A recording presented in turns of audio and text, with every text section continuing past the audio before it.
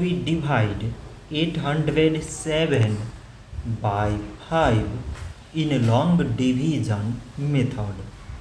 5 times 1 is 5. On subtracting we get 3. So now we put down this 0 and it is 30. So 5 times 6 is 30. On subtracting we get 0. So again we put down this 7 and 5 times 1 is 5. On subtracting we get 2. So now we have no any other number to put it down. So we take here decimal, so that we put 0.